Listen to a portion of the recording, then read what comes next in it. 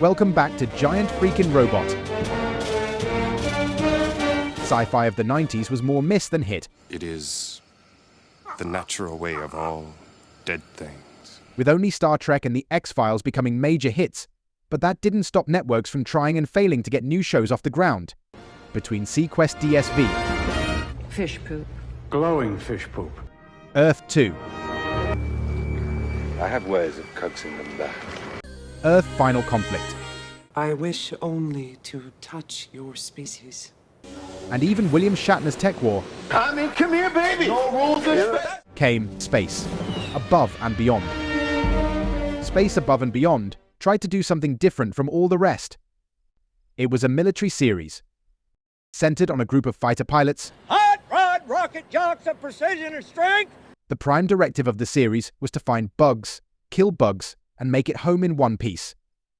Space Above and Beyond started with a 2-hour made-for-television movie as its pilot.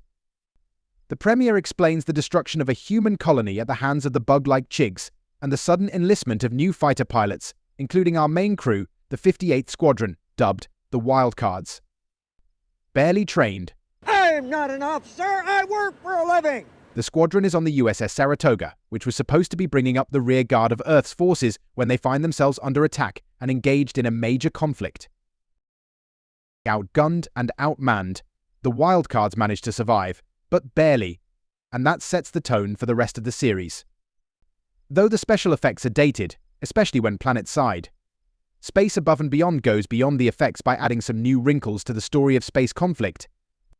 In addition to the Chigs and humans, there are the Silicates, artificial intelligence humanoids that turned against their masters and allied with the Chigs.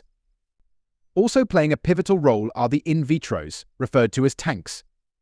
These are genetically engineered humans designed to be frontline soldiers. It's a naval. Over the course of the series, which lasted for only one season, alliances are formed and peace treaties are offered. For a 90s syndicated sci-fi show, there's an awful lot of torture, death, and dealing with PTSD. The best episode of Space Above and Beyond, in my opinion, is Who Monitors the Birds. It's a standout for its unique hook, as it is mostly silent. Rodney Rowland, playing the in vitro wildcard member Cooper Hawks, is wounded behind enemy lines while attempting an assassination. Alone with his thoughts, we see his upbringing in an in vitro facility, his struggle to stay alive while also contemplating ending his suffering. The result is one of the single greatest episodes of sci-fi television that has been forgotten. Except, of course, it was never forgotten by Joss Whedon, who would go on to make the Buffy the Vampire Slayer episode Hush. Whedon later admitted in interviews that he was heavily influenced by Space Above and Beyond. Rowland would, incidentally, go on to guest star in an episode of Joss Whedon's Angel. What the hell are you changing the subject for? Space Above and Beyond aired on Fox, which means that you, the discerning science fiction fan, know exactly what happened to ensure that the series never received a second season. To be fair, while shows like Firefly were infamously stuck in a time slot of death, I'm standing right here. this earlier era Fox sci-fi series was given time to grow, and it wasn't jerked around as badly by executives. That was particularly important for Space Above and Beyond, as a show that relies heavily on story arcs in a time when linear storytelling wasn't a thing on television, outside of the brave storytellers attempting it on Star Trek Deep Space Nine and Babylon 5. Constable, why are you talking to your beverage?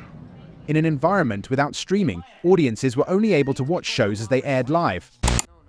That meant any change at all could have lost the audience. Those issues, and the sizable production budget that included a lot of 3D CGI effects, were huge obstacles for the show. And this was in 1995, remember. Now look, there!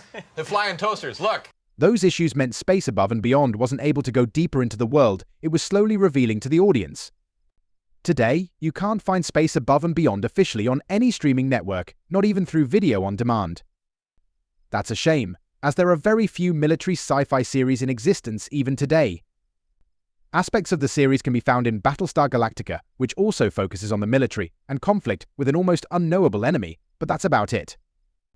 Even that series has been off the air for over a decade now. Military hard sci-fi, such as the novels of David Weber or John Ringo, is ripe for adaptation. Though it only lasted one season, Space Above and Beyond still has a strong fan base. Proof, there's still an audience for these types of stories. Henry Cavill's upcoming Warhammer adaptation might be the closest we get this decade.